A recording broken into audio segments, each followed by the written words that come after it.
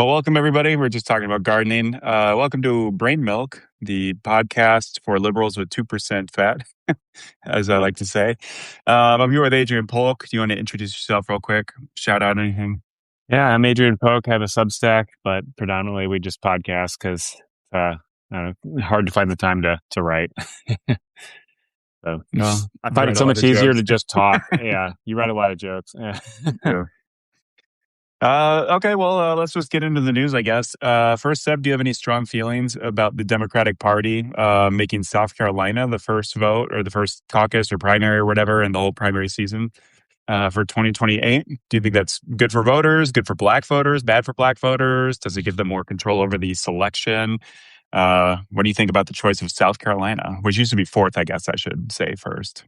I think it's a little odd because you're picking a state that like doesn't go blue ever, so it's going to be and it's not like it's like a competitive battleground state. It's not purple by any means, so like it is a little odd that you're kind of like giving potentially disproportionate say in the early primaries, and getting the momentum of a bandwagon going in a state that like doesn't really vote blue. But then on the other hand, it's like, is there any state that like would probably have either on the Republican side or the Democratic side vote wildly out of lockstep with like the preponderance of what Democrats and Republicans think? So on that part, it's like, they're still Americans. So like, how big a difference could it be? Right. I guess there might be some differences if there was like a very different religious makeup compared to a lot of other states. But one thing I was wondering is how are they doing it? Do you know? Because I've heard like, doesn't Iowa and New Hampshire's the first primary, right? Iowa's a caucus, so they go first. But New Hampshire says I think they're just legally. changing the rules because Iowa got punished. Like some states were mixing up the order last time around, and some states got punished. And I guess it's just up to the process. They can change the order however they want. It is interesting to think about what issues might just become giant national issues for both for like the Democratic Party because they have to pander to South Carolinians. People were forever have been pandering to Iowans with the corn and the ethanol, and there's all these rules about like so much gas has to come from ethanol, and it's all because they like all the candidates spend a year and a half in Iowa leading up to that first caucus when it was first. I wonder what pet issues South Carolina will make every Democrat kind of can commit to, or I don't know, maybe the strategies. I imagine it's going to be a big field, so there's going to be a lot of different strategies in which states. Like already, the first three states they always have that in their order. Famously, like Marco Rubio to beat Trump, I think in 2016, he had like a 3-2-1 plan or whatever, where he just wanted to get third in Iowa, second New Hampshire, first, and whatever. There's all these Mhm. strategies. It'll be interesting to see how that changes. I would say South Carolina is, I agree with you, it's a little more conservative of a state. So how will that change the Democratic kind of debate as they're in South Carolina for months, leading up to it? And then also, I think, I don't know. I lost my train of thought there, but what do you think about that? Do you think? Here's what I was thinking. I think the bigger thing is that the infrastructure that the Democrats will create, spending so much time in South Carolina leading up to it, because it's not really a purple state. Is that just a lot of wasted time, energy, and money in a state that's not ultimately gonna like push them over the edge and vote blue?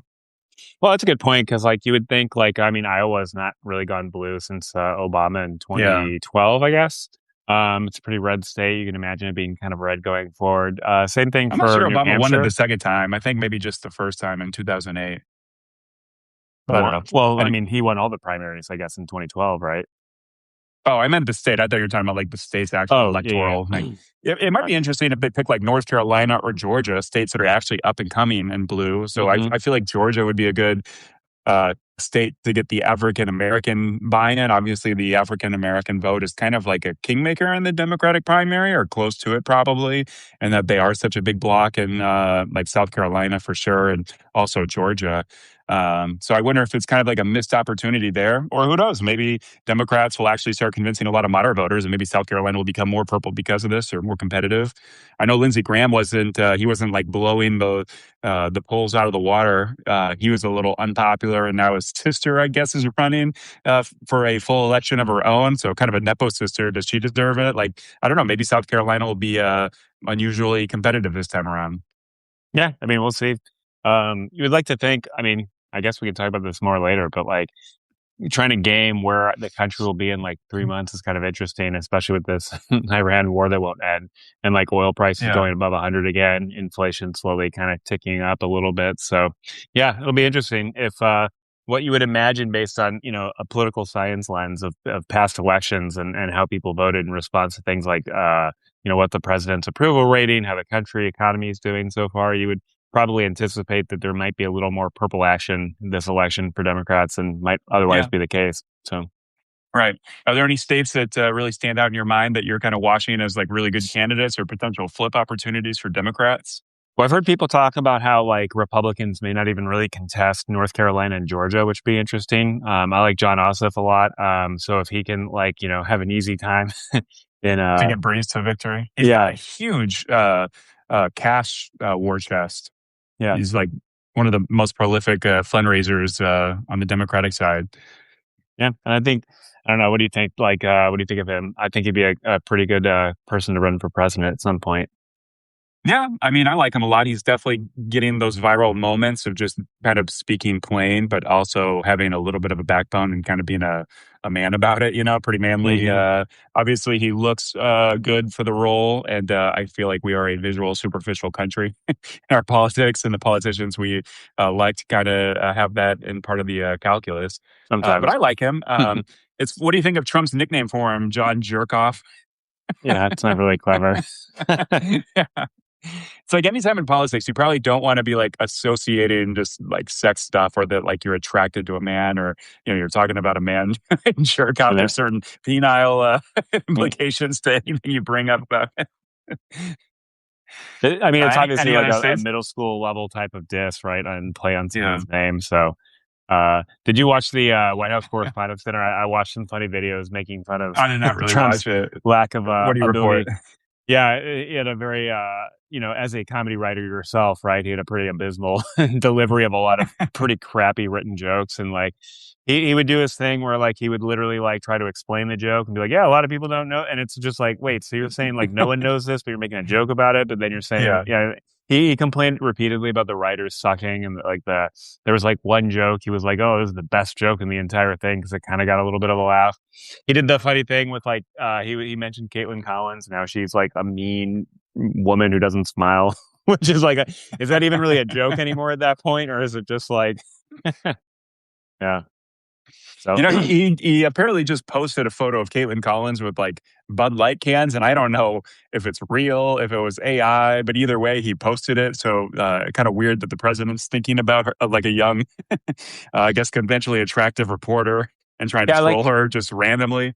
he mentioned something about like the Budweiser like marketing flop with like that transgender person, and so I was listening, I saw that clip, and I had no idea what he was talking about because he started to joke about her, and then he started talking about Bud Light and how they like lost all this money and it was stupid or whatever, and I was like, I don't even know what the joke is anymore. These are just like random comments, but yeah, so it wasn't a very good delivery of any of those jokes.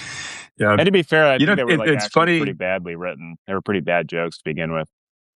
Well, conservatives, it's kind of a cliche that they're bad at humor because a lot of their political ideology is like punching down at like minorities, people of color, people of like religious and sexual and gender minorities. It's a lot of punching down, which is kind of inherently not funny because Yeah, I guess you could get into all the psychological reasons that conservatives like really value loyalty and hierarchy above like things like empathy and like all those yeah. personality tests that find those differences between the partisan perspectives. He did have one joke where he made fun of Robert Kennedy Jr. for eating roadkill, so that was kind of good, I guess. But that was that was almost more Have you like noticed? what, what Have you seen RFK Jr.? He keeps like, I guess he went on a vacation and he like posted like a video of him playing with like alpacas or something. He's just been doing a bunch of weird videos and people just keep playing with? commenting. What It's is like, yeah, like are those yeah, animals just known interacting for? with them. There was one Uh, other I can't remember what he did, but I like the comments. People keep commenting underneath, just like, "Why don't you quit so you can play more with alpacas?" Like, "Why don't you quit so you can do more X?" Which was yeah. kind of fitting for him. Jon Stewart had a pretty funny joke about him that was just absolutely hysterical, talking about how, like, they all talk about how they're bringing meritocracy back to America's government. And they're like, Robert Kennedy Jr., if his name wasn't Kennedy, people would look at him and be like, oh, you're applying for this job. Let's see. It says you're you're a heroin addict and you eat roadkill. It's like if you didn't have your last name Kennedy, you wouldn't have your job. Yeah. So how is that meritocratic? But yeah, You know, it's funny is he was like I think he was like a dealer in college. So the secretary drug of dealer or health or whatever. Yeah, like whatever, Ivy League college he went to, he did a lot of drugs. He did heroin. I think he was a drug dealer, like he sold drugs. So it's kind of funny to think about cool. the Secretary of Health and Human Services, and like, hey, that guy sold me heroin like 30 years ago. That was my drug dealer. He was my dealer in This is so 1982. stupid. Yeah, right. Literally. Also, at the correspondence dinner, Trump did the joke with the 28 hat that he's going to run for a third term. And, it was a joke dinner. It was probably a joke, but also he never shuts the fuck up about it. He keeps making that joke, and all of his like staffers keep making the joke and implying he should and could run again. But does the joke within the world of the joke, does Trump accept the fact that that means Obama can also run for a third term, potentially Yeah. run against Trump in 28? How do they square that circle, right? It'll be like, I mean, it's kind of like when people were asking like the Trump legal team in like 20 right before January 6th, they're like, so, you're saying that like Kamala Harris could just throw out all the votes. It's like, no, she couldn't do that. And it's like, but Yeah. Mike Pence can. It's like, yes, I think Mike, Right. and it's like, okay, whatever. Like, yeah. Yeah, I just, from last week, it's still on my mind, just that speech he did about the election fraud, where Oh yeah. coincidentally, every election that he has been president for is not Shitty. legit and full of fraud and rigged. Yeah. But, the Obama and Biden run elections that he won, those were all legit. No voter fraud there. Well, and then it's funny too because it's like, well, 3 months is a long time, and you're president. I would think you're in control of like the biggest government in like the planet with the biggest budget in the history of budgets, right? And it's like, so you address all these problems, and they're like, oh yeah, our elections we can't run them, and it's like you're doing nothing in the next 3 months. Like, Yeah. what's your plan? Also, it's like okay, help the states that you think are fucked up, right? And it's like, do you see states like asking for help? Like, yeah, I don't know. It's obviously the whole Save America Act is a solution in search of a real problem, and the real problem is that Republicans are likely to lose. So it's like your public Yeah, right. policy, yeah, your public policy shouldn't just be like, oh crap, we're about to lose. We need to use the American federal government and everything it can do to help us. That's just Yeah. horrible. Do you think we're lucky that Iran turned into such a fiasco that it really has distracted him from his, like, I guess, ultimate goal of like rigging the elections, making them national, and just stealing the elections like he really wants to? Like, are Well, we I just imagine if extremely fortunate that he did this war and is now bogged down and is taking like all his daily meetings and stuff is all about Iran and oil prices and commodity prices and all the things that like the world supply lines are running out of? Well, it's kind of like, I mean, you saw this with like Putin invading like Ukraine, and there's like a way people talk about things, and it's like, had the war in Ukraine gone different, and like Putin or Russia had won in like a couple of weeks, everyone would have kept saying that like Russia's this amazing, Yeah. militarily superior place. Like Putin's the most genius leader of all time, and it's like, obviously they got like stopped and couldn't drive like 40 miles down a highway correctly because they suck.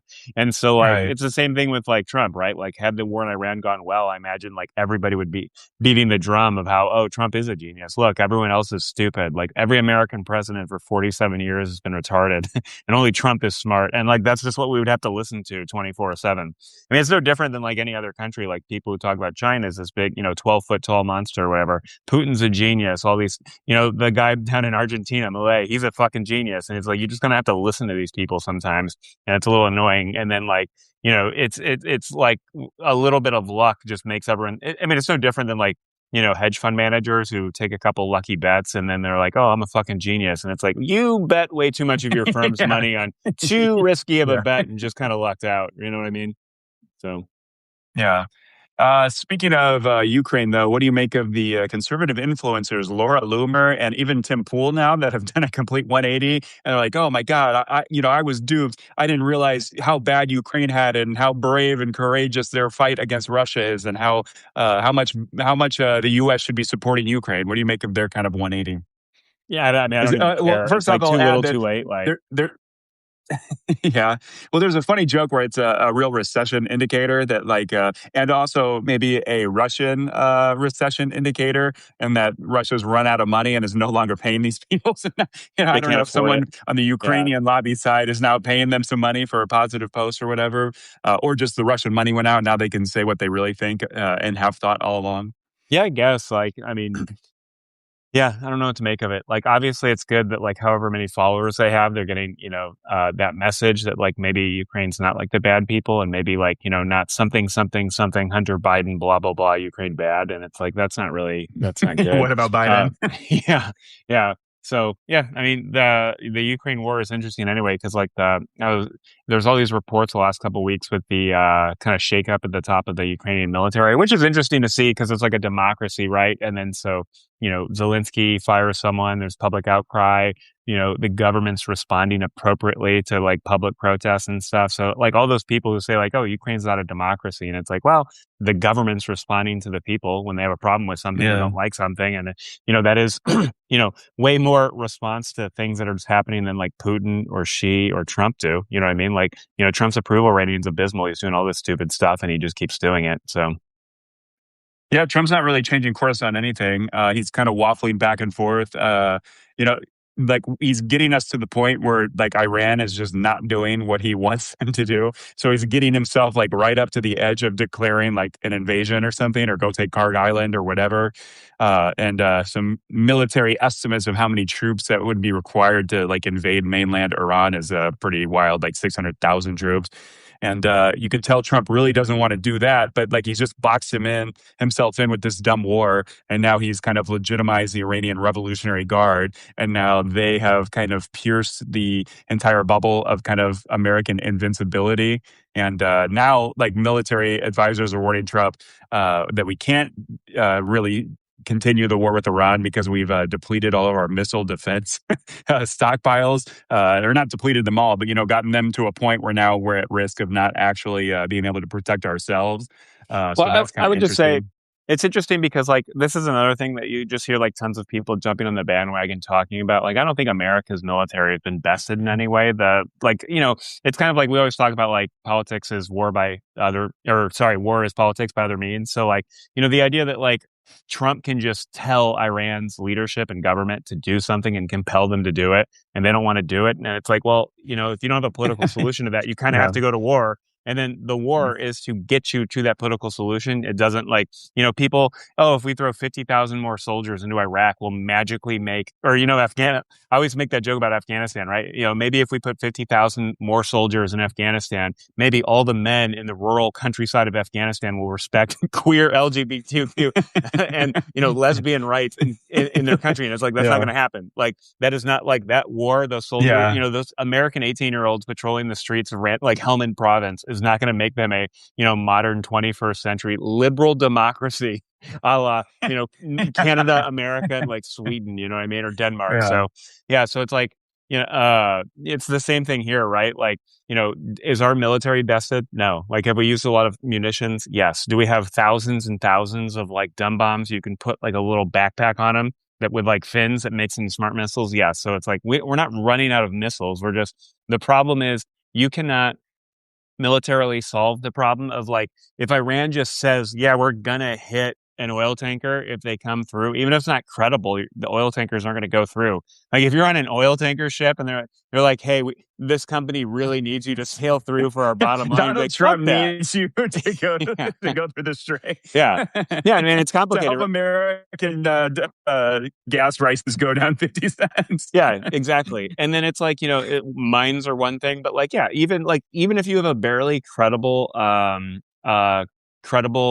capability to hit them with like drones or something, it's still like kind of risky for like the oil tankers to want to go through, for the insurance companies to want to insure these oil tankers. And like, why? So like the problem is that like they can control the strait if they want to. And it's not because they're better than us militarily. It's because like we can't shoot down every little drone that hypothetically could go.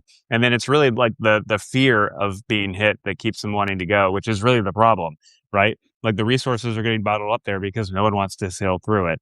now they're going with they're activating like the Houthis to do stuff in the Red Sea, which won't help. It says they were trying to like move a lot of that resources and oil to the Red Sea to go up the Suez. But yeah, so it's a shitty situation. And like, again, like, uh, where's the political outcome? I don't think Iran wants one. And I heard an interesting thing. They were talking about, on a podcast, they were talking about like the history of American relationships with Iran, like president to president. And they said like, unfortunately for Trump, Iran likes to kind of go ham and like completely publicly embarrass American presidents who they think have done them wrong.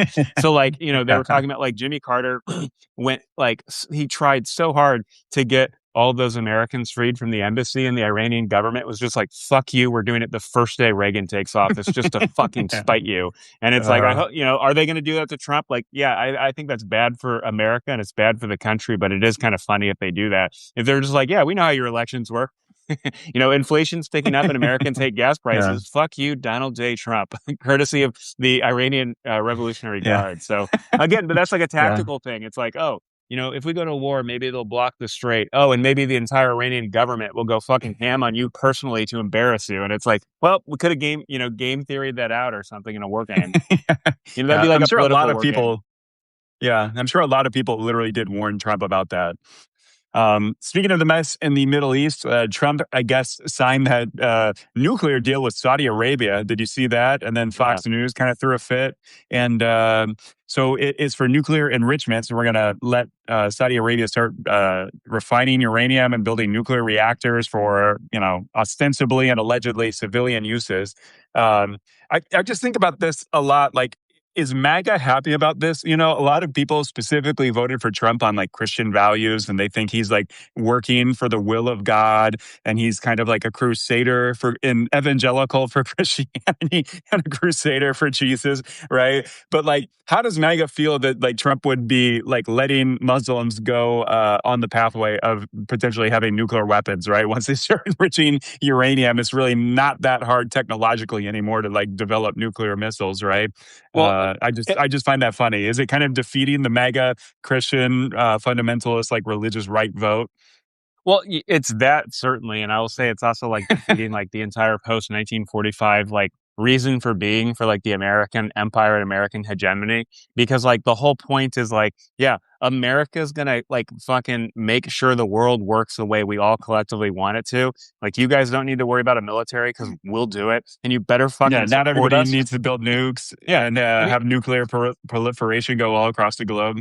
yeah. And that's like the funny thing is like Republicans are like, oh, we hate Europe. They don't do anything. And it's like if you discount or ignore like the Iraq war, like, is there anything other than maybe France, I guess, because France is kind of like a butthole country sometimes to American foreign policy. But like, how many, like, Trump complains about Denmark. Denmark is like, people in foreign policy have written like think tank pieces on a relationship with Denmark going back like 80 years. Denmark has never fucking said no to one thing America ever asked them to do. The NSA Yeah, and CIA apparently right. went to Denmark and was like, hey, can we spy on every European leader in your country? And they're like, sure. It's like, now we're going to say that Denmark doesn't do, is a shit, a shithole Yeah. country that doesn't do.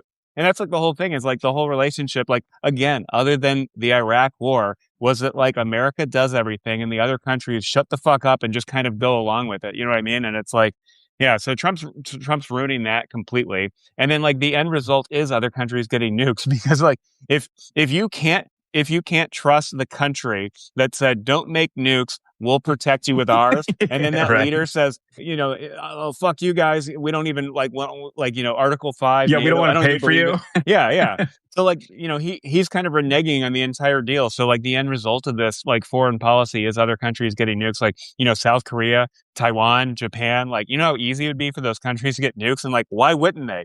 And it's funny because like, people say like, oh, Trump's just like, Trump's being Trump, or he's just saying what he's thinking. And it's like, yeah, once other countries start developing nukes, it's kind of a pretty significant, substantial consequence of him just being Yeah. Trump and just saying what he's thinking. You know what I mean? Yeah, right. Like, it's one thing Yeah, when if we all of a like, sudden Poland, South Korea, Japan, Saudi Arabia, the UAE, everyone's got nukes. It's a pretty like a giant thing to happen in world history. yeah.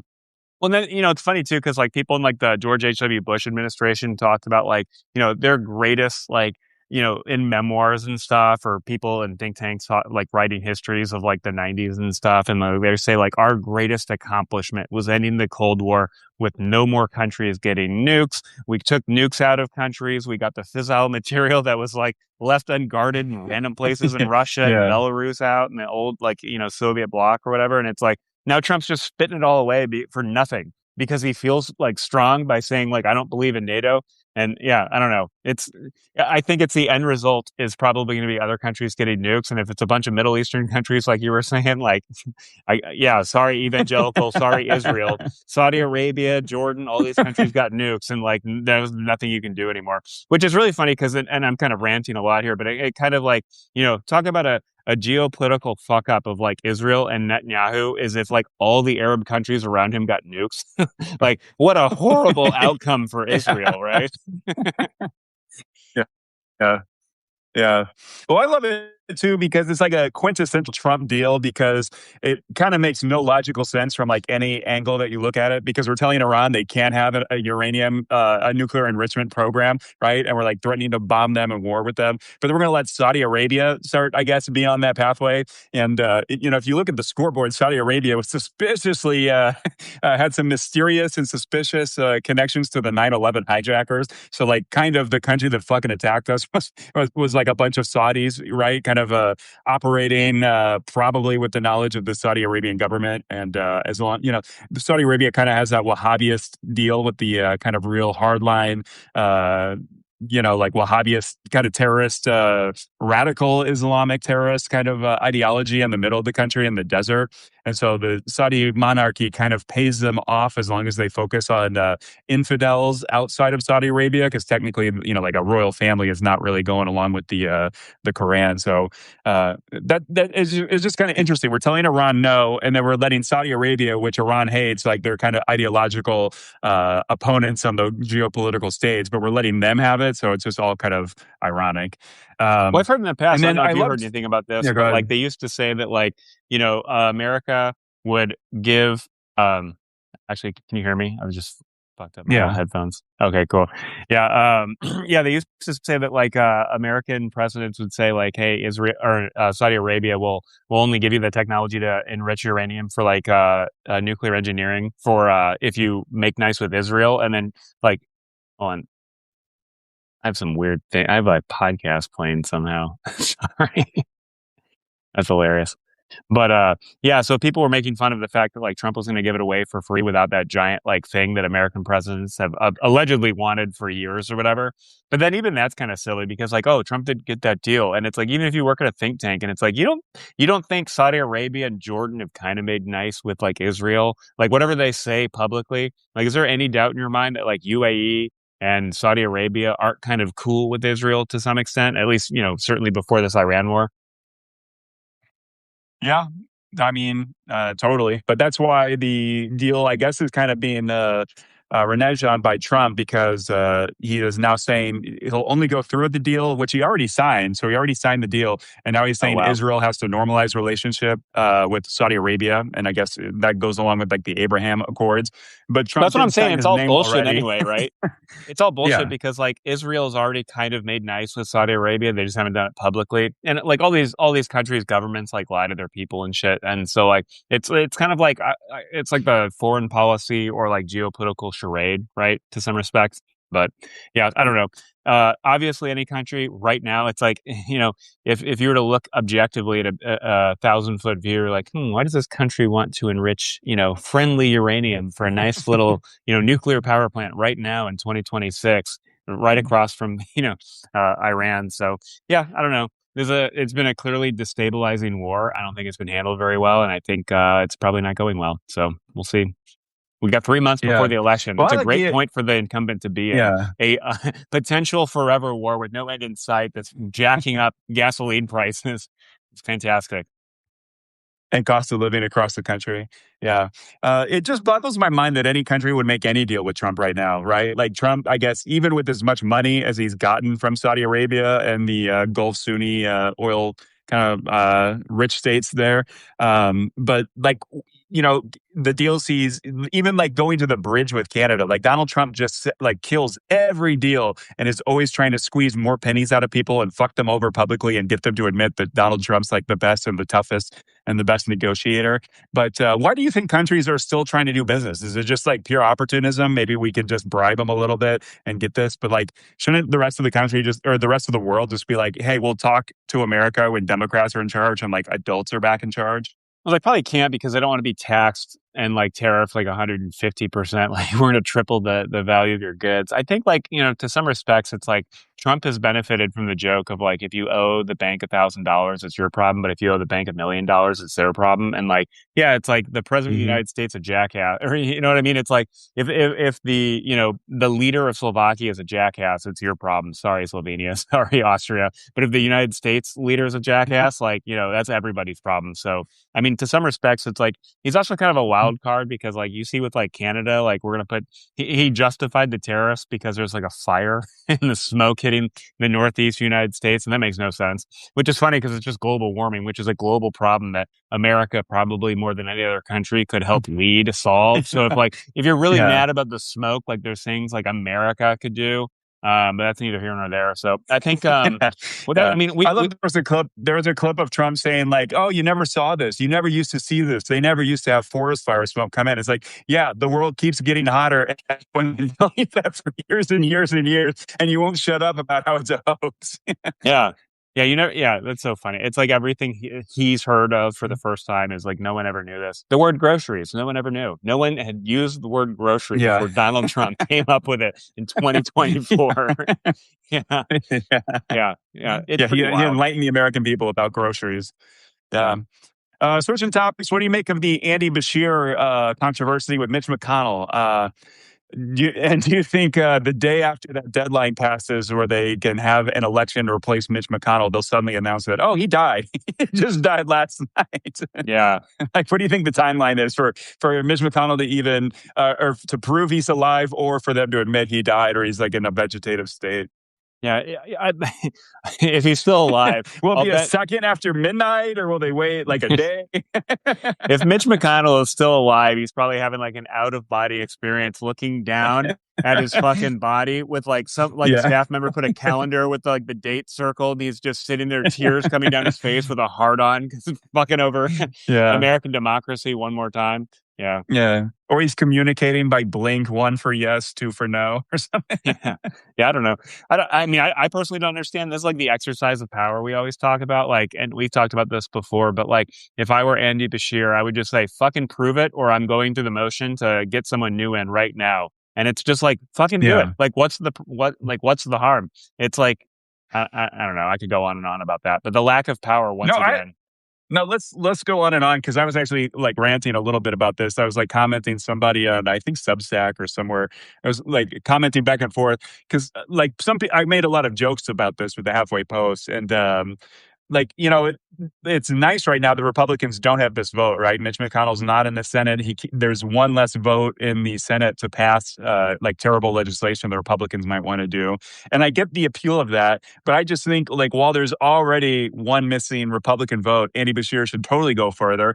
Just appoint a Democrat and take it all. Like obviously it's going to get immediately sued, but like it would be great for TV and for doing a little bit of theater for once if Andy Bashir just set like not like appointed a Democrat and sent like I don't know how it works legally, but if you could send state troopers like to DC and be like, seat this guy, this is our senator, right? Because like I feel like it's good press and good media attention because right now Kentucky doesn't. It's got half the representation, right? They're being taxed. They're not being taxed half, but they have half the Senate representation. You could make just such a giant media spectacle out of this. And obviously they're probably not going to seat this person, but I feel like it would be good press and good TV and good attention if every day that Democrat did like a press conference on the steps of the Capitol, like these motherfuckers aren't letting me in. Kentuckians are getting screwed. We're not getting, just like make it like, Democrats are so terrified of ever losing a fight. And some fights like that would be so good and such great attention that they should lose the fight. And then you should take it all the way to the court because like we talked about in our last podcast, those two laws where they stripped the governor's ability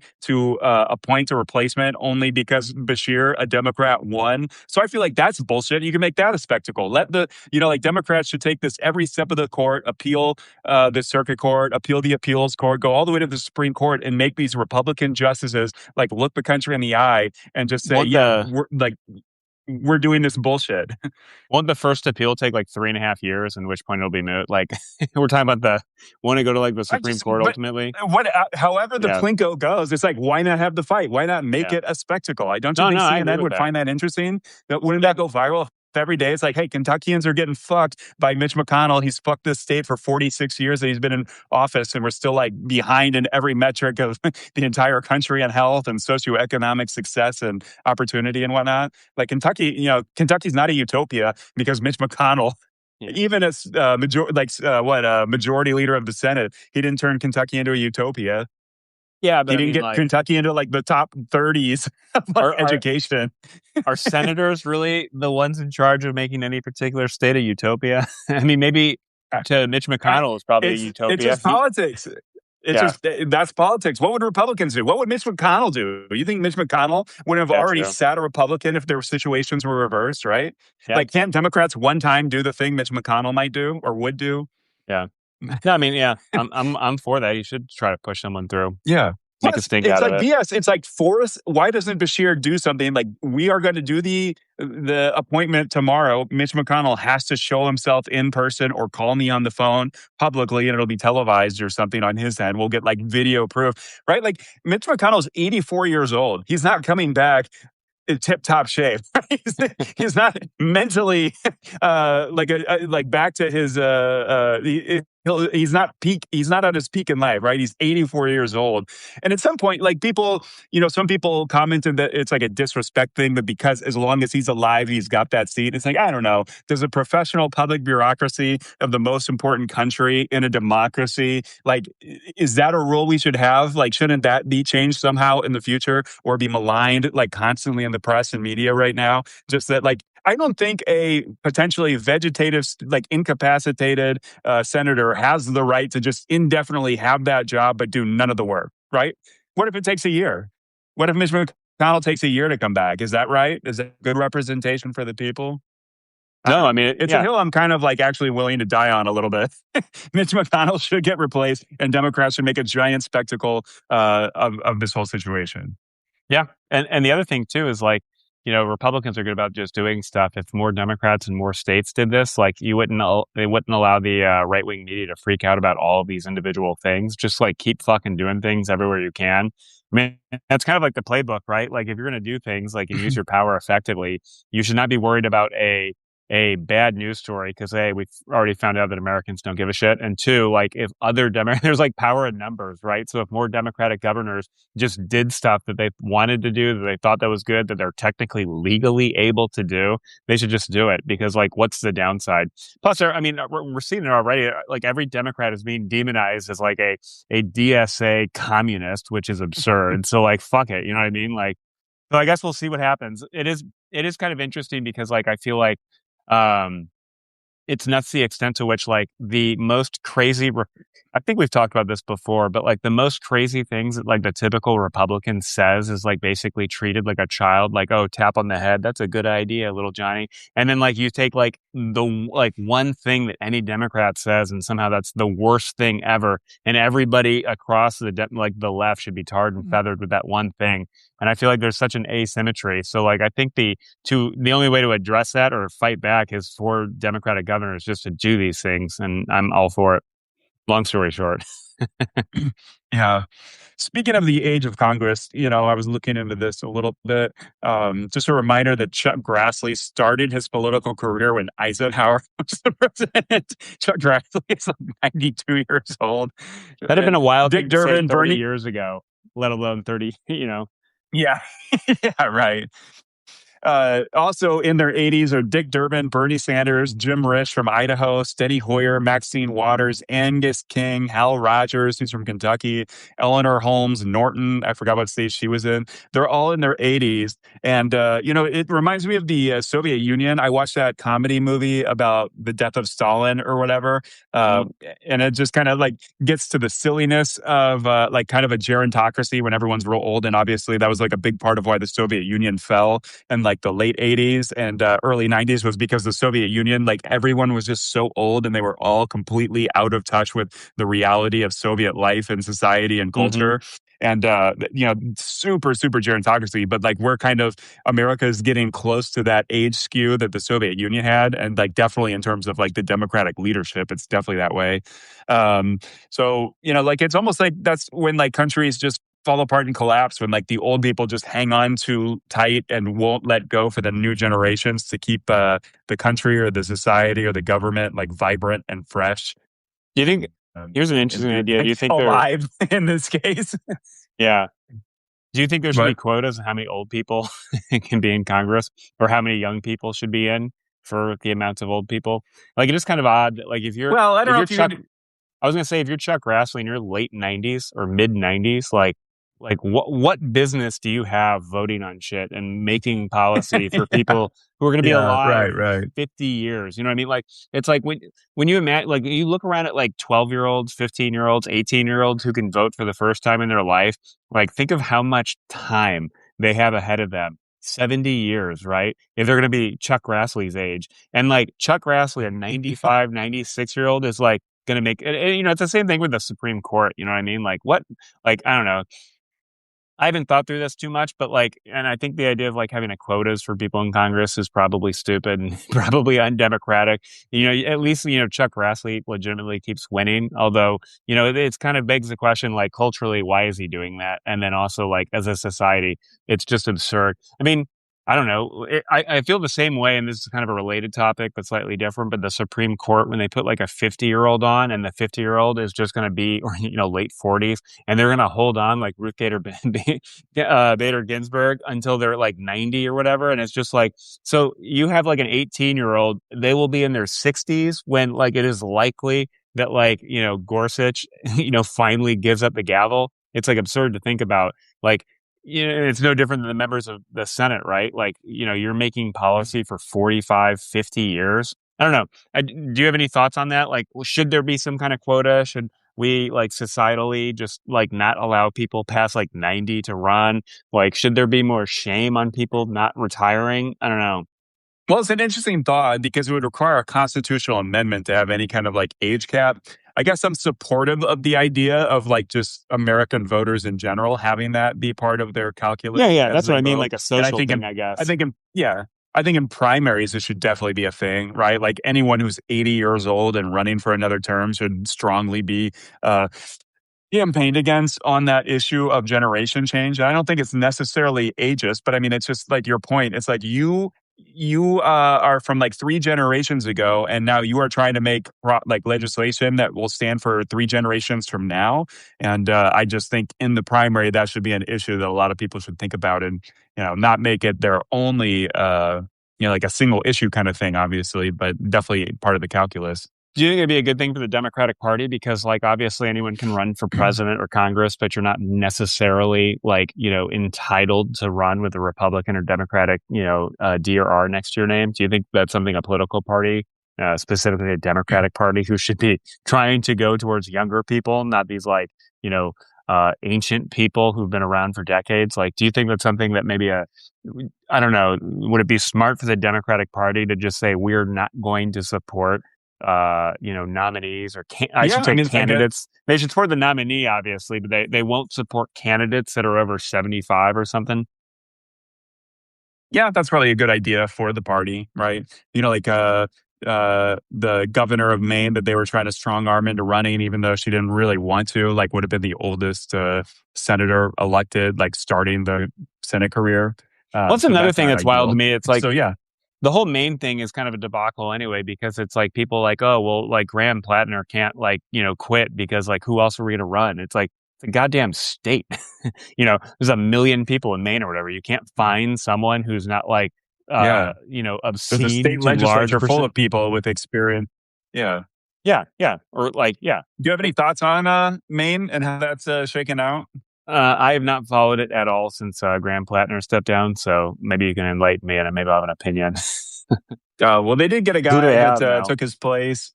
I forgot his name, but he is like I believe he's in the state legislature, and he kind of outperformed in his district. I think he doesn't have the same kind of like young, I guess, kind of like stereotypical alpha male like energy like Graham Plattner kind of had with some people. I haven't really paid attention too much to it either. I never really paid attention to Graham Plattner, and so like. I haven't been like calling for him like buying into his campaign necessarily, but like Well, my I guess paying attention to it was just I'll vote whoever the Democrats pick. If they pick like a pile of garbage, I would vote for that over Susan Collins. yeah, that's another thing that I think is like part of like this whole idea of like putting quotas or like having voters socially just not vote for old people. But it's also like, it kind of like a good argument for like, political parties having a little bit more control of the process, especially for candidates and who's going to run and what kind of support they get. Because like, in a perfect world, like, it's nuts to me that like the people who are supposed to do the due diligence on the candidates is like they're running and say like before you really run, let's look at like your closet and any skeletons in there. And like it's like amazing to be the extent, and it's obviously like, in this day and age how like how Graham Plattner could just hide all that from so many people and then let the opposition party just leak this stuff out, like is kind of, I think, political malpractice, I guess. But like, I guess, what are you going to do? The political parties don't have control. People kind of run. They get a following. They don't want to step on anyone's toes or like look like they're, putting their thumb or feet on the scale. So like, I just don't know. I feel like, part of me thinks that like we're a republic and like virtue should have a, kind of some kind of value in a republic, kind of like the Roman or Greek or founding father kind of perspective. And like the idea that like, the party is just going to be like, yeah, he maybe raped some women, but like he's our guy. We can't do anything about it. Just seems like absurd to me. Yeah, I mean, definitely, it's great that he stepped down, and I guess he didn't make it more of a mess than I guess he could have. But yeah, Look, the obviously, a Nazi bridge tattoo too too. far. Like, couldn't that be Yeah, like, hey, to anyone running for the Democratic Party, if you have you currently have a Nazi tattoo or have had it like in the last 10 years, maybe don't run. Like, I don't know. yeah. Yeah, it's interesting to think about how the vetting processes will change for a set of candidates going forward. I was listening to somebody talking about how, like, had it been a presidential candidate, like the party would have like gone in and basically interviewed like every person Graham Plattner ever would have dated, right, and get their opinions, and probably would have picked up a lot of this stuff. It is an interesting kind of character study too, in that this guy with all this baggage did run, and I guess he did kind of run on the redemption arc kind of campaign of like, I did a lot of shit when I was younger and I was drunk and a bit of an alcoholic, but I've reformed myself and judge me by what I'm doing now. And I think obviously a lot of people in the campaign were really receptive to that. But then obviously just the more scandals that kept coming out and more damning allegations, it's, and it's like, too, it's like people are upset that the party is like forcing him out. And it's like, what would you do if you were the party? Your candidate, like, Yeah. raped a bunch of women, apparently. Like, why wouldn't you not, like force him out if you're in charge of a party? Is that the candidate you want representing and potentially losing a very important Senate seat Yeah. And that could decide the power of the entire Congress? yeah, I mean, it's pretty wild. I think there's like a complete like dearth of like people who take responsibility. And I'm not saying for their actions, I'm just saying the responsibility. If you're going to be a member of Congress and you're going to like represent some, geographic portion of a state, like if you're in the House or essentially the entire state. And most states have over 1 million people. Some states have over 5, 10 million people. God forbid California has 40 million people, Texas, and it's just like, okay. And then you're doing politics at the national level and making decisions that affect 330 million people. Oh, and also America is like the most important, biggest economically vibrant country in the world. So the decisions you make affect like literally 8 billion people. And then it's just like to have no like, I don't know, no sense of responsibility and like maybe I shouldn't do this. Or like even for the Democratic Party, like I have a lot of skeletons in my closet.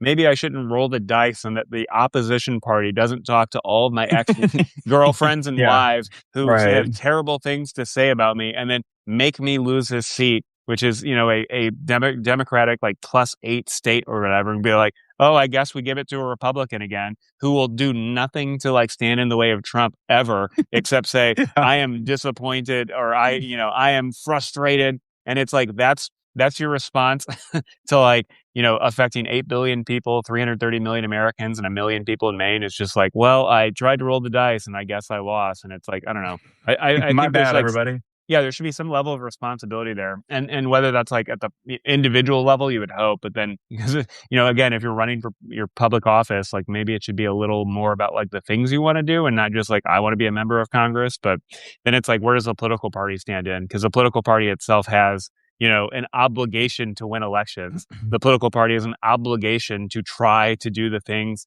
whether it's like, partisan or ideological beliefs that a lot of people in their party have, and then to just do a shoo that out the window because like, oh, well, he's our guy. I don't know.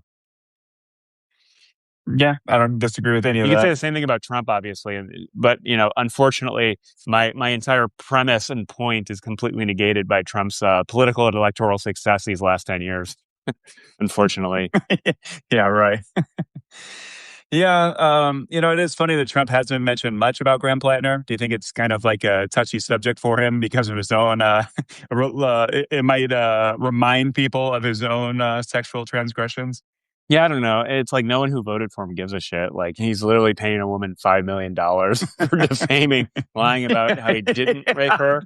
Like, Yeah. okay, like virtue's kind of out the window on that one. And again, it's not like, high and mighty, but it's just like Jesus Christ. Like, the lack of, self-awareness on so many people. Well, I shouldn't even say maybe it's not even self-awareness. I think it's just abject hypocrisy. There's a good point that like, they said like a lot of like, people in the Republican Party and the media and stuff, it's like it's kind of like asymmetric with the Democrats because like the Democrat like constituents have like ideological, political, personal, moral beliefs that they just believe and they stick to. Whereas like on the right, like they all know that their job is not to like go after their personal ideological beliefs. It's like just whatever our guy says is we're all going to do and we're all going to jump on that bandwagon. So it is a little asymmetric. So like on the one hand, like, if Graham Plattner had basically had the same level of support from the Democratic media as the average Republican or certainly Trump does from the right's media echo chamber. I mean, I can only imagine what it would be like. Graham Plattner would probably be like 96% approval rating among the Democratic Party, and then Yeah, right. like whatever the version of like locker room talk is with actual rape of women, and like it's a Yeah. horrible thing to say, but that's probably what it would be like.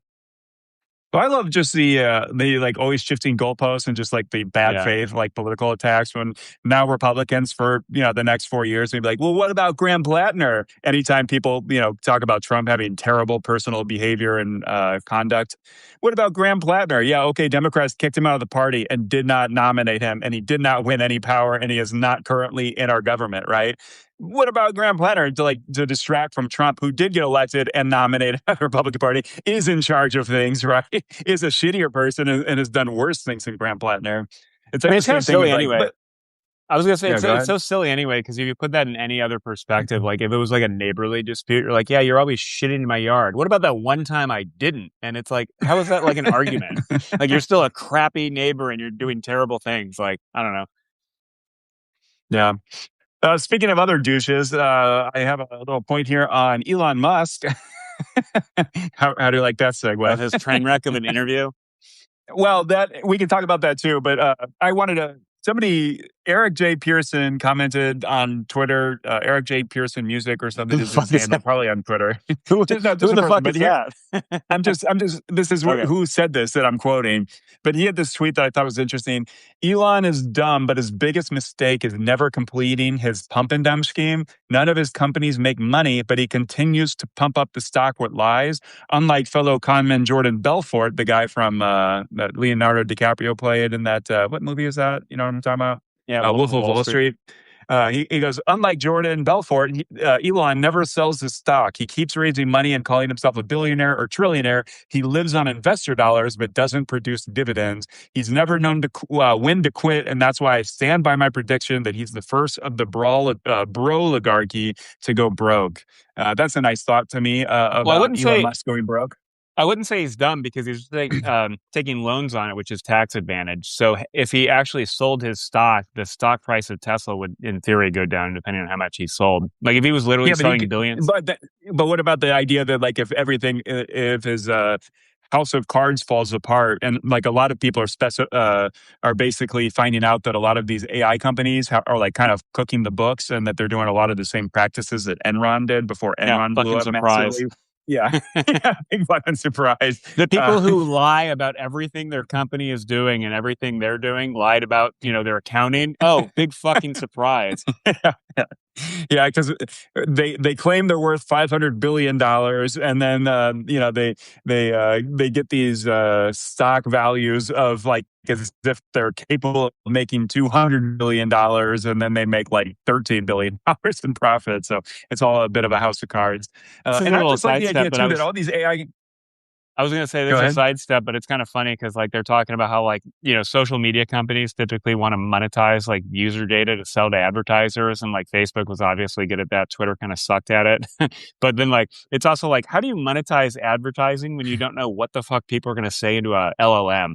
Like if I go to an LLM and just say like, what is, give me a poem written by, Steinbeck in the voice of Hitler. And it's like, how do you advertise to that? Like, how are you going to, so like the whole like business premise is like, how Yeah, are you going to do yeah, that? right. Or hey, make this bikini. Yeah, let me just like make this underage girl naked or something on it. Like I Oh, advertise like on grok. that. Like Yeah. it's Yeah. like yeah, there's a lot of creepy shit. Yeah, with grok. Yeah, and I don't know. This is what I hate is like I wish more people had balls. Like that whole thing where like grok was just so much of its the searches were like literally underage porn related. Where it's like, how does somebody not go to prison for that? Why is that company still capable of like taking all this money from the government and all this shit from that bullshit? Yeah. I mean, it's weird. If you did that at a bus stop, you go to fucking jail. Yeah. Yeah, you did that behind the dumpster at the convenience store. Yeah, yeah, Yeah. I mean, no, it you're a is giant wild. creep. You're on the yeah, you're on some list. You have to go tell people about when you move into a new house. Yeah, Well, yeah. I was having a But conversation with my wife and then talking. I was thinking about writing an article, but I'm really slow at writing. But like the idea that like, okay, like the LLM companies and AI companies may not literally be evil. They may not literally be evil, right? But they are doing every evil, maniacal, immoral business cliche you could possibly fucking imagine. Like from the fact that like their business model is like literally stealing all copyright, which is legally dubious to yeah, say, yeah. And nothing. then bitching when people criticize you for Yeah. it. Yeah. I'm like, hey, if I can't do this, I can't make any money, bro. Yeah. And then what else are they doing? Oh, yeah. Their marketing teams are lying. They're calling it intelligence, even though it's literally not. It's probabilistic returns of like what they've stolen, Yeah. predominantly from Twitter and Reddit. So, like, good fucking mining of all human knowledge by going into the deep recesses of Reddit and pulling all that garbage and bullshit and calling it intelligence. And then, so they're lying about their business model being like, I don't know, legal or ethical. They're lying about their marketing, obviously, because like every company kind of lies, a little. It's like, oh, we goose them a little bit. It's like, okay. But then on top of that, so like their company like makes no profit. They're stealing money from rich people and like private equity and pension funds. Then what are they doing? They're trying to badger the New York Stock Exchange and NASDAQ and S&P 500 to change their rules to list them and jack it up even more. Then on top of that, they're begging the government. They're literally trying to create a moral hazard and say, we are so big we can't fail. The government, the U.S. taxpayer has to be involved in this and Yeah. take some of the losses. And it's like every little thing they're doing is unethical and immoral. And again, they may not be literally an evil company, but literally everything they're doing is pretty bad. Yeah. And not to mention all the data centers that is extracting fresh water Yeah. and a shit ton of electricity, and then jacking up the power rates of like literally the entire country, and certainly every community that they build a data center in. It's Yeah. just Well, insane. yeah. Well, and then the funny thing too is like, data centers have like, Also, that on Grok you can go and make a child porn. yeah. Yeah. Well, and we talked about this like months ago, and they like cut it, but like the whole idea of like the video and stuff that you could like put anything in a prompt and it'll, like Sora or whatever will make you and it's like so your business model is literally just scams. Like you're gonna make billions and billions of dollars on allowing people to scam other people, and it's just like again like the ethic I don't know like doing an MBA program and like ethics and business and stuff and marketing and all that. Accounting is a very, ethical based, like, Right. field. Like, accountants aren't trying to lie to the IRS. They're just trying to like minimize their taxes. But then, yeah, I don't know. It's pretty nuts. And again, like, I drew a picture once that like looked a little like Mickey Mouse and then it got pulled pretty quick. you know, yeah, my bad. That was a little, that Yeah. wasn't quite fair use. But then the fact that they can like take everything ever devised on the internet, all intellectual property everywhere, and then cry when you're like, well, if we can't steal it, we don't make money. It's like, that didn't work for Yeah. anyone else. Right. Yeah. Yeah. It was actually one funny thing is that it obviously pulls from the internet. So somebody sent to me a joke that they wrote in about the Beatles, about something Trump claimed about the Beatles, and it actually pulled up the halfway post as the originator of the claim, which is kind of funny. Of the fact. Yeah. Yeah. But I think about that because like I try to, I have friends that say, "Oh, I use Chat GPT or Claude or any of the others. I use it for everything." And to me, I just don't. I guess that maybe I'm bad at prompts, but I just feel like all the results are so dumb, and it's less information than I'd get if I read Wikipedia. And obviously, I write comedy, and it's just so bad at like writing comedy, and even like. The only kind of thing I really use it for is like I have idea for a headline, but it's got way too many characters as I wrote it. So I have to get it down to fit into a tweet without being cut off. So I'll be like, rewrite this headline 10 different ways with fewer words. And it's just like so bad. It loses all the humor. And like sometimes it'll pull up like one word that I can use that then like unlock something and I can rework like one phrase of one sentence of it to get it down shorter. But like I personally do not find it that useful. And we talked about this before too, that just the value of it is completely unrelated to the actual costs that it does for like the water it uses and the electricity. And that obviously when all these companies start having to actually charge real rates to customers, like most of them will not use it, or they'll have to offer some like way dumbed down cheaper versions that use way less water and electricity. I guess I'm kind of ranting a little bit, and I can segue into what do you make of Elon Musk's idea to make a unwoke Odyssey that's more historically accurate than the mythological adaptation that Christopher Nolan did? And do you think that's worth the energy and power that it'll take to create an entire movie just so Elon Musk can shit on a movie that did better than he claimed it would in the box Yeah. office? Yeah, I don't know. I mean, I don't really. It's like a classic culture war thing that's like Have you seen The completely. Odyssey, actually? I have not seen it yet. Yeah, Oh, you should see it on the I've heard it's theaters. I good. saw it like a week ago. It was really, really good. I really, really liked it. And, it's like I'm watching it and just like all the casting decisions just don't fucking bother me at all. It just doesn't. I'm not pissed off when I see a black person. It's Yeah. like, or like just the whole controversy over it is so dumb. And it's a reminder once again that it's Republicans that just politicize everything and turn everything into a culture war. And I don't think we'd have culture wars at all if Republicans weren't just losing their shit constantly. Yeah, well, I mean, it's kind of like nothing stopping like rich Republicans from making their own movie studio and then making the movie and then distributing it to movie theaters and putting it on Netflix or having it on your website. And like when they try, it's like usually pretty bad because it's. But Wouldn't that be a funny business model if they just redo every popular movie and just cut out, just redo it with only white people? yeah, I mean, Is that a good business model?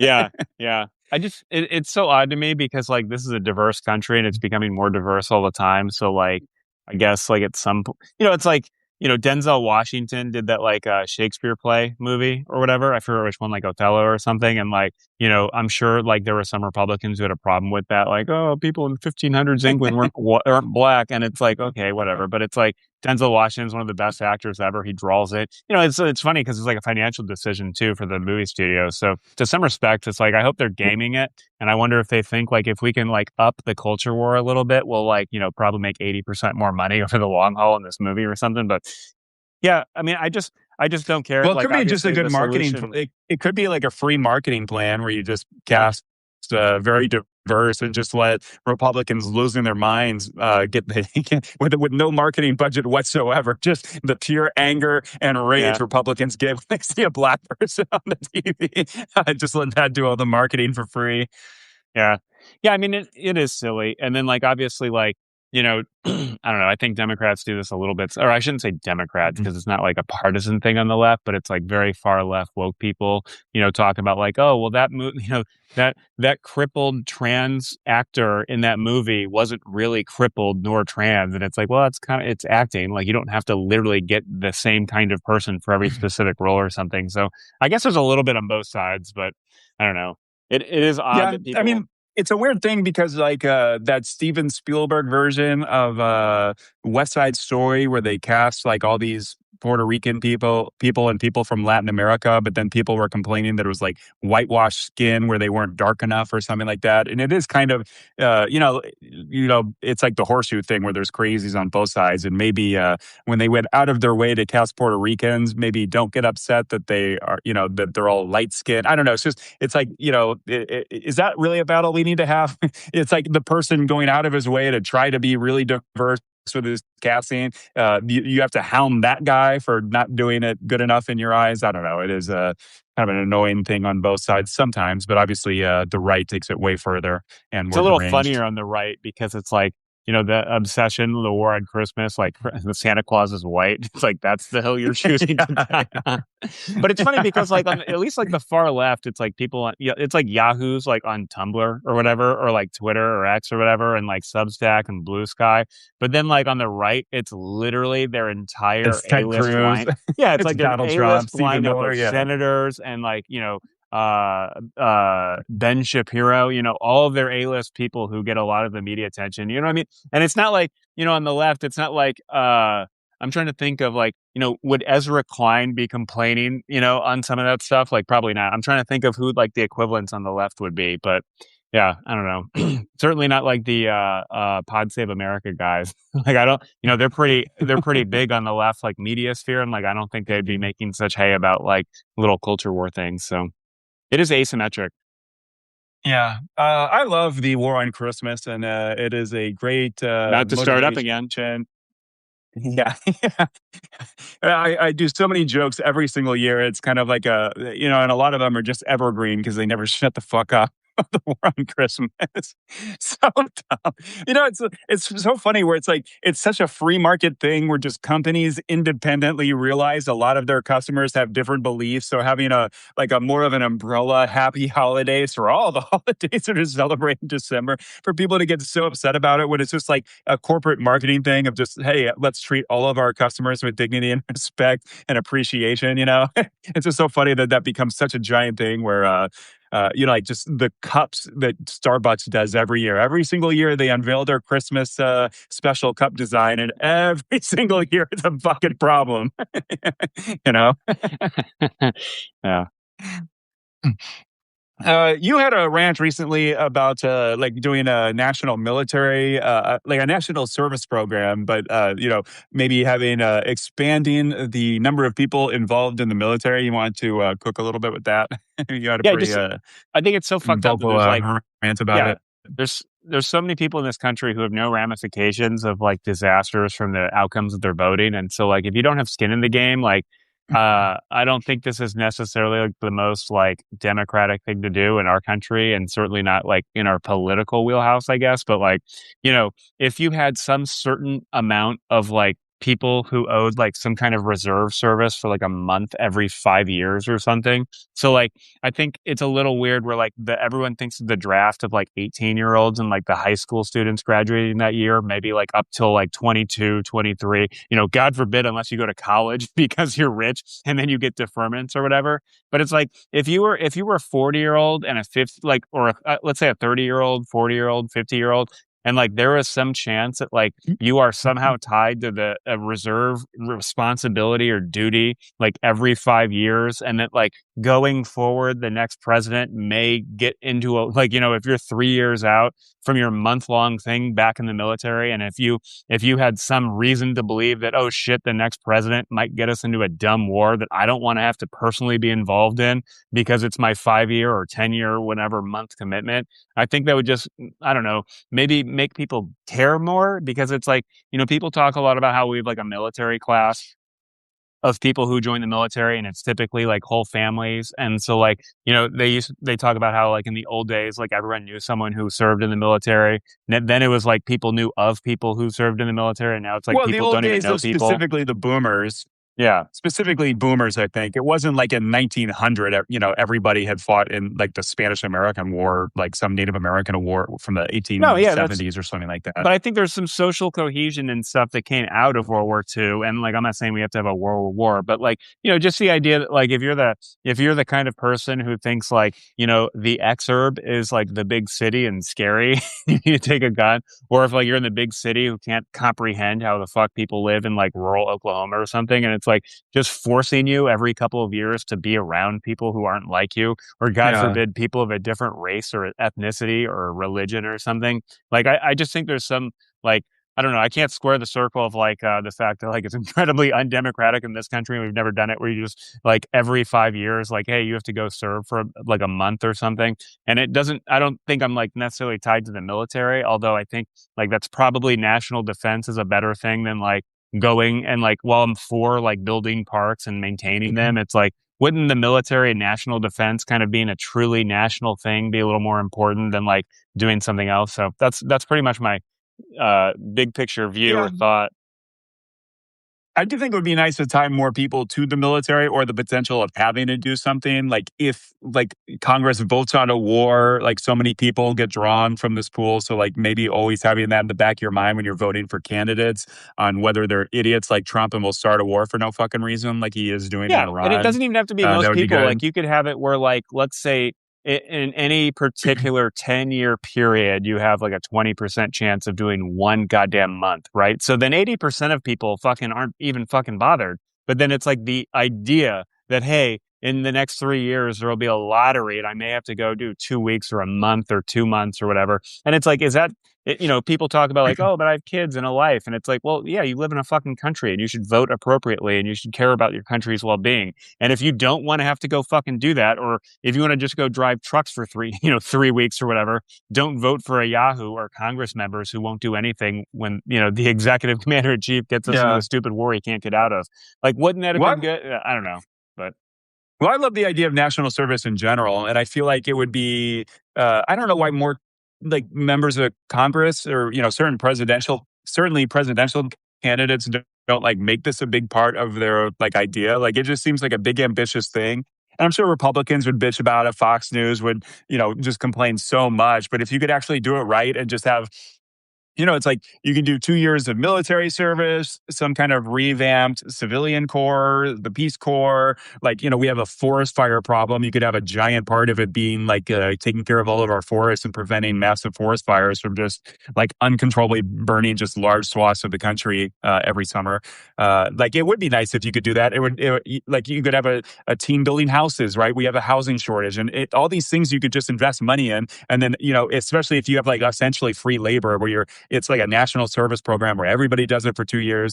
And then the cohesiveness is awesome too, where, like you said, where just you mix and match every gender, race, geographical region, city, all of that. And you just get Americans to realize that, hey, we're all just people and to not have like conservatives hating liberals and vice versa so much. Like, I think that would be a great thing. Meanwhile, we would build all this like solar power. We would have such nicer cities and parks. We would, really take care of the forest fire threat that we have. There's so many things that like are all wrapped in one that I don't know why this isn't just like the easiest kind of fruit to pick off the tree when you're running for president, to have a big, bold, ambitious plan to make America a better country and maybe a more civil country at the same time. yeah, and I guess there's like parallels in history, right? Like people talk about how the Roman Republic, like the whole army was made up of like people who were actually farmers and stuff. And over time, when it became like the empire, like they didn't have a lot of people with land who really qualified for military service, and they didn't weren't really like obligated to serve the same way. And the military was bringing in tons of people from the provinces and stuff. And like, yeah, I think as a republic, it just gets worse over time. Like if you have people who don't really have skin in the game per se, and like even if it's like little things, like I think it's really like there's so many people who like once you're like 25, 26, like you're really not gonna be drafted. So then like the next 70 years of your voting career, or if you're Chuck Grassley, your Senate career, you're just like no skin in the game Yeah. whatsoever. None of your kids have to go. Like, none of your family members have to go unless they volunteer. It's like it's a little odd. Yeah. Um, On that kind of note, though, moving topics. Yeah. yeah, Do you have I any gotta go pretty interest soon, in? but Oh, you do? All right. I'll have What's that last okay, I'll topic? switch to a last topic. What do you make of Hunter Biden's claims about the closetocracy? He made some news talking about how there's like kind of some secret gay Republican mafia where they're in the closet and they just kind of enact their rage and shame and make real gay, like, or not real gay because they're gay, but like, out and proud gay people's lives miserable and then vote against them for 40 years, right? What do you make of the closetocracy? I like that term, by the way. It's a good word to use. Yeah, it's a little odd. Obviously, they care more about their jobs than anything else. Like, to some respects, it's like, well, if everyone you like, if the way you want to be is like looked down upon by all the people who vote for you and the political tribe you subscribe to, like that's sad. I think there's some Maybe you're on the personal, wrong.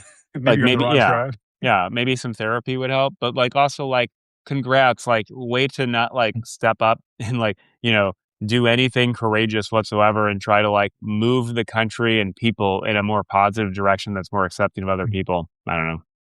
I that's the only thing I Yeah, can think of, I guess. it's like I have made a lot of jokes about the old shtick, the old cliche of the homophobic Republican is actually secretly gay, and it's like people always push back of like like people want Hunter Biden to just out all these gay Republicans he's alluding to, and it's like I get the idea that like you should never out somebody in the closet, but if you are actively in politics voting against all the gay people and making their lives miserable and encouraging the culture to shit on them and all their voters and supporters on the political right be against their happiness and like their constitutional right to the pursuit of happiness, right? Like at what point when they are being so impolite and evil, why do we have to be polite and protect them being in the closet if it's like really like a basically a like a barely kept secret in DC that Republican Party is filled with these closeted gays who again for 40 years are fucking over gays. Like I don't know.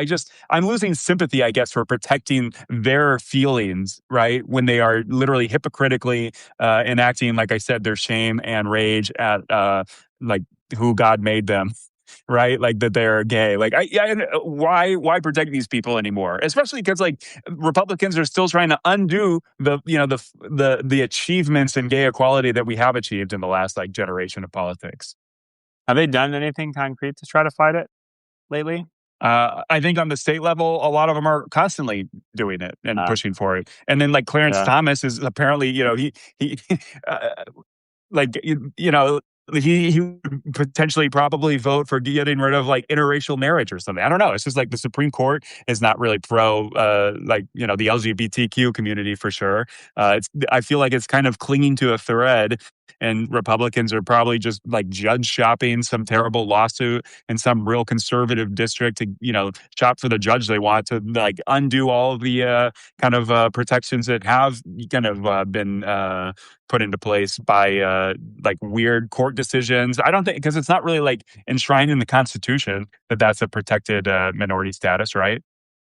Yeah, I mean, I guess not, but yeah, it's kind of an old document. They probably weren't thinking about that at the time. Yeah, it's just sad. People not being free to be themselves, hiding it in the closet in aggressive way, as you described. I Yeah. hadn't heard Hunter Biden's Yeah. description of it or whatever, acting out Oh, the he's been doing a rage or lot of whatever. podcasts lately.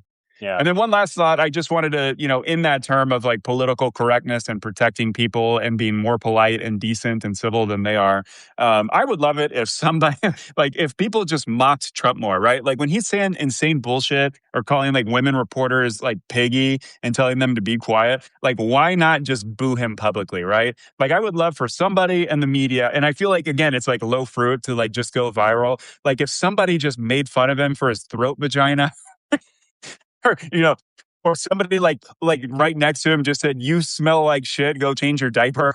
It's like why are we being so polite to Well, like the worst person who has ever been in American politics? who's gonna do that to his face? His cabinet secretary is gonna like, who do you expect to be roasting him and And there's constantly reporters around him. What would Trump do? Like, why doesn't but the if you're a reporter just go, reporter "Did and you you're just fart?" Just watch it melt down. Did you yeah, just shit yourself? yeah, be funny Or if the hey, White hey, House your press makeup, corps. you didn't quite blend it into your earline. Yeah, yeah, I don't know. I don't know. Why I, are we so polite to, like, again, the worst person in American politics probably ever? yeah, I don't know. I don't know. I imagine like members of the press, if they start doing that, will get kicked out of the White House and not be allowed to work there anymore. I don't know. I don't know. Isn't that worth it? Can't you just at this point just then make a giant, famous, lucrative Substack career going Yeah. independent because you just got so viral? It's like Republicans love people who tell it like it is. Okay, Donald Trump, you smell like shit right now. Go change your diaper.